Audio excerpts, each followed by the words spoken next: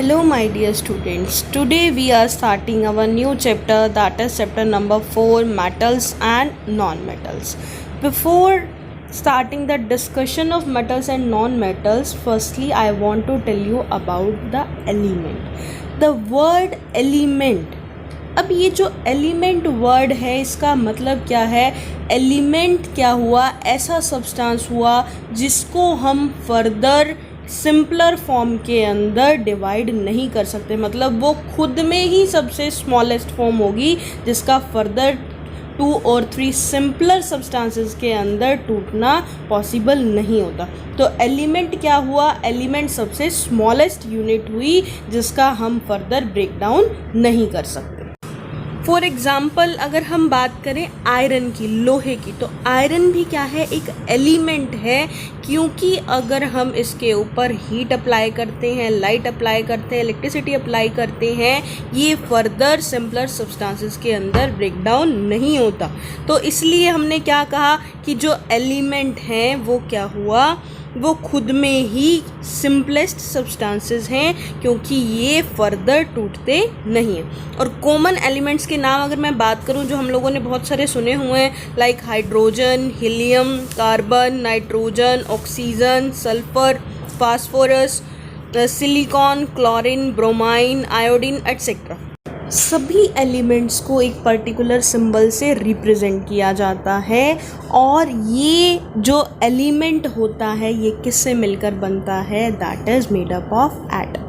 तो एलिमेंट क्या हुआ? एलिमेंट वो सब्सटेंस हुआ जो एक ही तरह के एटम से मिलकर बनता है। And there are many types of atom as are elements.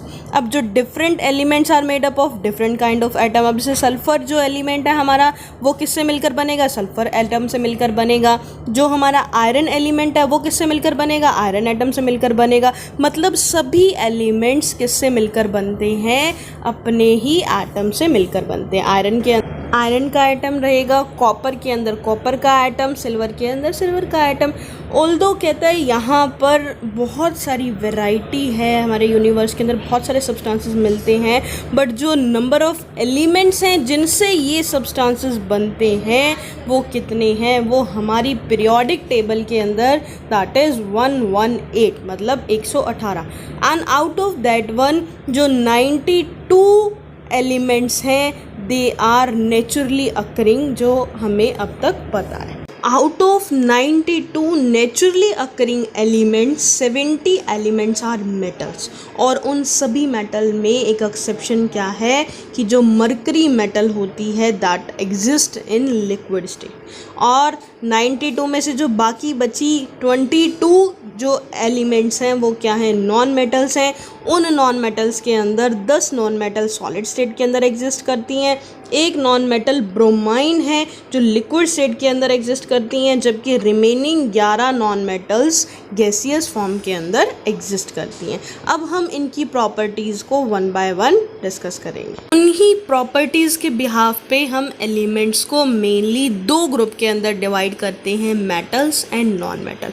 अब जो iron, copper, aluminium, gold, silver, ये सब क्या है? They are the example of metals, whereas carbon, oxygen, nitrogen, sulphur, ये सब क्या है? They are the examples of non metals. सभी मेटल्स की जो प्रॉपर्टीज़ होती हैं वो सिमिलर होती हैं, और जो सभी नॉन मेटल्स होती हैं उनकी प्रॉपर्टीज़ भी क्या होती हैं? सिमिलर होती हैं। बट मेटल्स और नॉन मेटल्स की जो प्रॉपर्टीज़ हैं वो एक दूसरे के अपोजिट होती हैं। तो हम यहाँ क्या कह रहे हैं कि जो मेटल्स रहती हैं जनरली क्या होती हैं? मेलेबल होती हैं, डक्टाइल होती हैं, गुड कंडक्टर होती हैं। मेटल्स के अंदर शाइन होती है, यूजुअली हार्ड होती हैं, इसे हम इजीली काट नहीं सकते, सॉलिड स्टेट के अंदर एग्जिस्ट करती हैं, और इनका मेल्टिंग और बॉइलिंग पॉइंट भी क्या होता है? हाई होता है। वेरेज जो नॉन मेटल्स होती हैं वो ना तो मेलेबल होती हैं, ना डक्टाइल होती हैं, वो क्या होती हैं? ब्रिटल होती हैं, और ये हीट और इलेक्ट्रिसिटी की भी गुड कंडक्टर नहीं होती हैं। इनमें कोई चमक नहीं होती, they are dull in appearance, और ना ही ये हार्ड होती हैं, ना ही ज़्यादा स्ट्रॉन्ग होती हैं, इनको हम इजीली कट कर सकते हैं। तो इस तरीके से जो हम देख रहे हैं मेटल्स और जो नॉन मेटल्स हैं उनकी जो प्रॉपर्टीज़ हैं वो क्या हैं? एक दूसरे से सेपरेट। अब कुछ एलिमेंट्स ऐसे भी हैं जो दोनों की प्रॉपर्टी को शो करते हैं, मेटल की भी, मतलब कुछ प्रॉपर्टीज़ मेटल्स की और कुछ प्रॉपर्टीज़ नॉन मेटल्स की। तो ऐसे एलिमेंट जिनकी प्रॉपर्टीज़ मेटल्स और नॉन मेटल्स के बीच की होती है उन्हें हम क्या बोलते हैं, मेटालॉइड्स बोलते हैं। अब जनरली हमें पता है मेटल्स जो हैं वो गुड कंडक्टर होती हैं, नॉन मेटल्स क्या होती हैं, वो पुअर कंडक्टर होती हैं। बट जो मेटेलाइट्स होते हैं वो क्या है, they conduct electricity but to a very small extent. और जनरली हम इन मेटलॉइड्स को क्या बोलते हैं, सेमी कंडक्टर्स बोलते हैं। For example silicon, germanium, arsenic, टेलेरियम। In metalloids के बारे में हम हायर क्लासेस के अंदर डिस्कस करेंगे। अब हम स्टार्ट करते हैं इनकी फिज़िकल प्रॉपर्टीज़, मतलब कि किस तरीके से फिज़िकली मेटल्स और नॉन मेटल्स के अंदर वेरिएशन होती है। तो सबसे पहली जो प्रॉपर्टी है वो क्या है, मेलिएबिलिटी। अब मेलिएबिलिटी का मतलब क्या होता है कि जब हम किसी चीज़ को हैमर से स्ट्राइक करते हैं और अगर स्ट्राइक करने पर वो थिन शीट्स के अंदर कन्वर्ट हो जाती हैं तो मतलब क्या हुआ, that means that element is malleable. और जनरली बात की जाए तो जो मेटल्स होती हैं वो क्या होती हैं, मेलेबल होती हैं, मतलब हम उन्हें ठोक ठोक के थिन शीट्स के अंदर क्या कर सकते हैं, कन्वर्ट कर सकते हैं।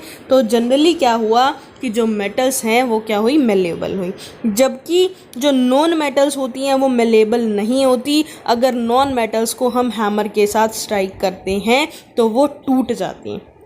तो ओवरऑल हम यहाँ क्या कहते हैं कि जो नॉन मेटल्स होती हैं वो क्या होती हैं, ब्रिटल होती हैं। तो पहली प्रॉपर्टी हमारी क्या हुई कि जो मेटल्स हैं वो क्या है, मेलेबल हैं, और जो नॉन मेटल्स होते हैं वो मेलेबल नहीं होते, वो क्या होती है, ब्रिटल होती है। मतलब थोड़ा मारने पर, हैमर मारने पर वो क्या हो जाती है, टूट जाती है।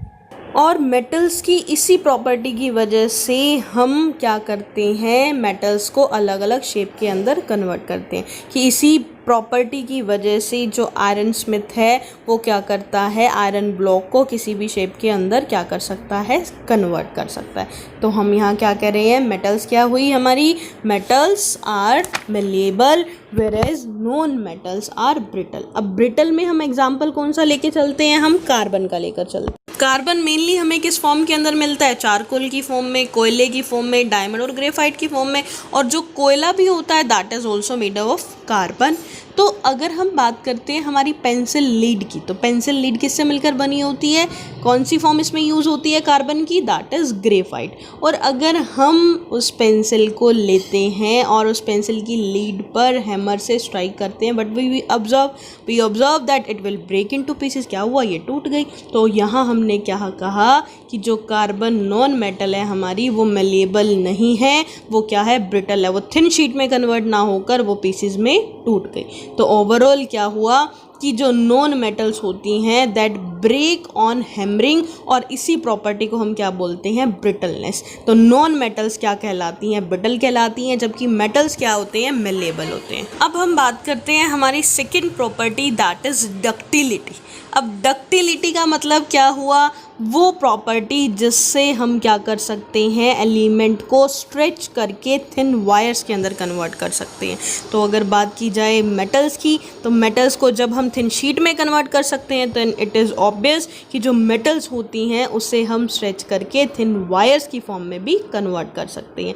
तो डक्टिलिटी क्या हुई, ये हमारी सेकेंड प्रॉपर्टी हुई। और इसके हमें क्या पता चला कि जो मेटल्स होती हैं वो डक्टाइल होती हैं, मतलब मेटल्स हम अपनी सराउंडिंग में भी बहुत ऑब्जर्व करते हैं इन चीज़ों को, कि जो तारें हमारे घर पे यूज़ होती हैं या तो वो किसकी होती हैं, कॉपर की होती हैं, एल्युमिनियम की होती हैं। ज़्यादा से ज़्यादा देखो इतना हम कॉस्टली नहीं है, बट सभी मेटल्स जो हैं, गोल्ड की है, सिल्वर की है, इन सब की भी वायर्स बन सकती हैं। तो मतलब क्या हुआ कि जो मेटल्स होती हैं दे आर डक्टाइल, मतलब इससे हम क्या कर सकते हैं, थिन वायर्स के अंदर कन्वर्ट कर सकते हैं। जबकि जो नॉन मेटल्स होती हैं वो क्या होती हैं, वो डक्टाइल नहीं होती, इसको हम स्ट्रेच नहीं कर सकते।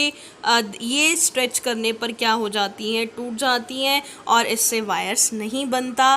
तो ओवरऑल क्या हुआ कि जो नॉन मेटल्स हैं दे आर नॉट डक्टाइल। तो अभी तक हमने दो प्रॉपर्टीज का डिस्कशन किया, first one malleability, second one is ductility. Rest जो करेक्टरिस्टिक्स रह गई हैं वो हम नेक्स्ट वीडियो के अंदर करेंगे। बट इन दो करेक्टरिस्टिक्स से हमने क्या ऑब्जर्व किया कि जो मेटल्स होती हैं they are malleable as well as ductile, whereas non metals are not malleable not ductile.